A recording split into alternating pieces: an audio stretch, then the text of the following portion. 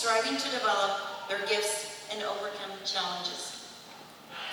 This award honors a student who, over the course of their high school years, have dedicated themselves to growth, working tirelessly to cultivate their strengths while striving to overcome their weaknesses.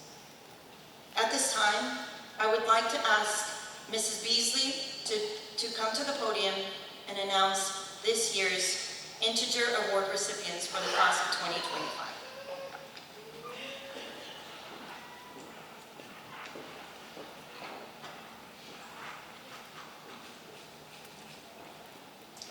It's a great honor for me to introduce you to this year's recipient of our prestigious Integer Award. A young girl often enters womanhood gracefully, while boys tend to follow one of two paths in manhood. They either stumble into it as a matter of course, and there's nothing wrong with that, or they come storming in because life and faith have demanded that they do so. That was the case with this young man. He found that being immature and carefree is a luxury afforded to youth, but it does not coexist with leadership. His junior year, his team had lost their captain mid-season, and while he did not go looking for leadership, leadership came looking for him. Being a leader was a role he would embrace, and he began seeking more opportunities to grow, asking his advisor what he could do to leave his old reputation behind and forge a new one. In short, he was looking for redemption. The advice he got was pretty simple. Empty your backpack. He was told to take out all that he did not want from his past and fill it up with the things that would allow him to become the man he wanted to be. The man he wanted to be became an apostle during mission trips. The man he wanted to be became more spiritual. The man he wanted to be was more joyful, and he kept that The man he wanted to be could still keep his joyfulness and his trademark smile if it was in service of lifting up others. Recently, that same advisor shared a picture with me from the first few weeks of this man's senior year, and it represents all that he has come to be. The picture is of him standing in the hallway in full uniform, the new student council president, with a mop in one hand and a bucket by his side, finding yet another humble way to become the man he told Mr. Sanraman long ago that he wanted to be. With great honor, I introduce you to this year's male recipient of the Integer Award, Joshua Tam.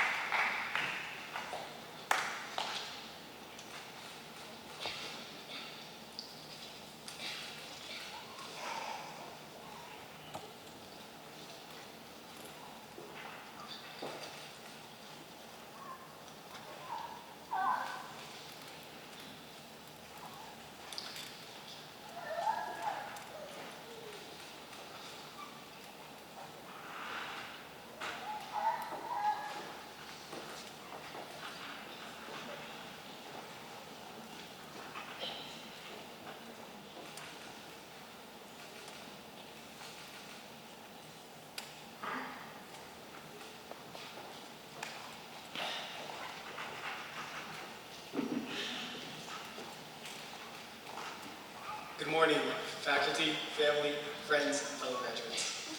First off, I want to say how truly honored I am to stand here today.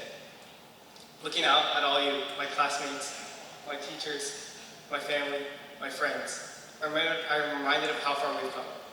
We spent many years together, learning from our success and failures, pushing through the tough moments that have tested us, This moment means a lot, not just because of the recognition, but because it gives me a chance to speak about something that I believe has defined my journey and all of ours: perseverance.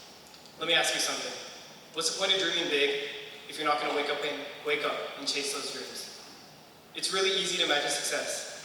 It's fun to visualize the dream job, the perfect future, the life we want. But what's not so easy is putting in the work day after day, especially when things don't go our way. And that is where perseverance comes in. The dictionary defines perseverance as a continued effort to do or achieve something despite difficulties, failure, or opposition. But I think it's much more than that. It is a refusal to quit. It's showing up when you're tired, giving your best when things feel impossible, and believing in yourself when others don't. Now let me share a few famous stories, ones you've probably heard before, but are definitely worth hearing again. Michael Jordan, Walt Disney, and Thomas Edison all faced rejection and failure in their lives. But instead of giving up, they turned the setbacks into stepping stones. For example, Jordan was cut from his high school basketball team, as he was told that he lacked the skills to succeed. Yet he used that doubt as motivation to train harder and eventually becoming the greatest NBA player of all time. Disney was fired from a newspaper because he supposedly lacked imagination. But he persisted, creating beloved characters and building an entertainment empire. Edison failed thousands of times while inventing the light bulb, but he saw each failure as a lesson, ultimately changing the world with his invention. So what do all these people have in common? They didn't let failure define them. They didn't wait for success to come to them. They went out and earned it, step by step, day by day. And that's a lesson for us all, because the truth is, life will knock us down. There will be setbacks, failed exams, lost opportunities, broken relationships, but we have to respond. We have to keep going. In life, we can also see perseverance reflected in our prayer lives. There are times when it feels like God isn't listening. We begin to question whether our prayers really do matter. But often, it is in those quiet moments, when we hear absolutely nothing, that God is working within us, strengthening our faith and shaping us into better Catholics. Persevering in prayer means trusting in God's timing, even when we don't see immediate answers. One way in my own life where I saw this perseverance I'm talking about is when I decided to play football for the first time. At first, I was scared of the other players. It made sense. I was a short kid. I barely weighed 125 pounds, going up against 6-foot giants who easily weighed 200 pounds. And long story short, in the beginning, I was not good at all. Though in the off-season, I took some time, put on more muscle, gained weight. It wasn't fun, as I spent a good amount of my nights with an ice pack. But when I finally started to see the progress, it all began to feel worth it.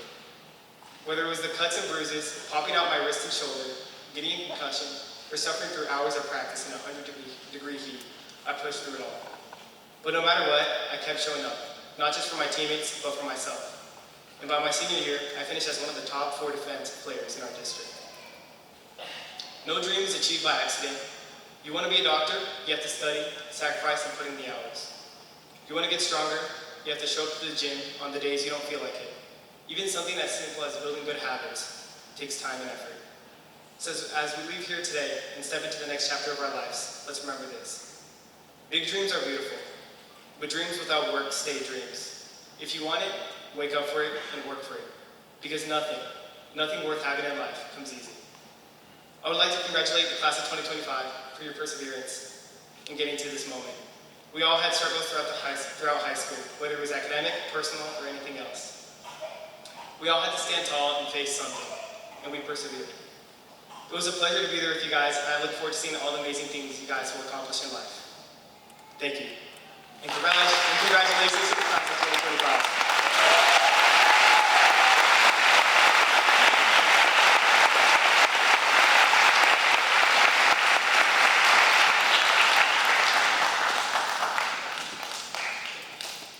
Thank you very much, Joshua. Your family and your school are very proud of you. Now I'd like to introduce you to this year's esteemed female recipient of the prestigious Integer Award.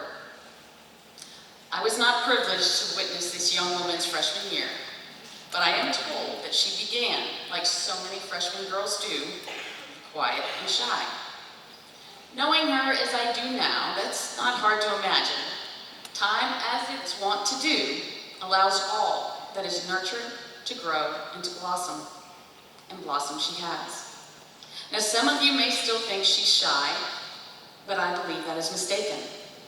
Humility and shyness are oft confused. It is her humility, not her shyness, that allows her to be a true servant leader, initiating high school rosaries and service projects, and leading gospel reflection groups. She proves daily that She proves daily that serving others does not require one to be subservient. On the contrary, true servant leadership requires a great deal of strength and fortitude, which this young woman has in abundance. As an apostle, she gave more of her time than sometimes she had in order to lead challenge groups, all while teaching others how to become leaders themselves and spending what precious little free time she had on local and international missions. Her love for her community made her an amazing student ambassador. Her love for knowledge pushed her to enroll in more AP courses than any other student. Her love for athletics saw her excel in volleyball and soccer, helping both teams enjoy historic championship runs. You can say so much about her.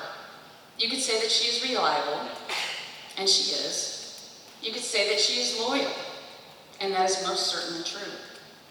And you could say that she is kind, but what would she say about herself? With all of the aforementioned humility, I expect that she wouldn't say much. Most likely she would simply want you to know that she is a child of God and would want you to know that she thinks you are too. It is with great honor and my privilege to introduce you to this year's female Integer Award recipient, Sofia Mazariegos.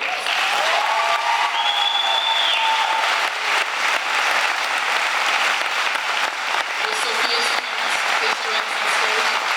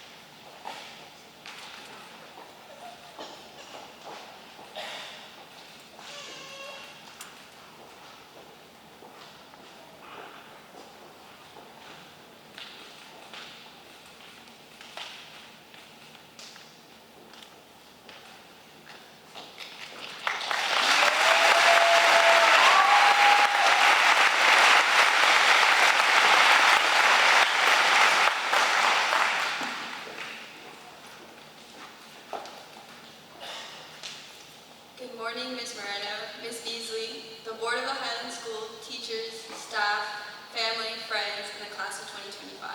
Thank you all for being here today. I am honored and grateful to be the recipient of the Integer Award. It means the world to me. Since I was a kid, I've always craved and strived for perfection.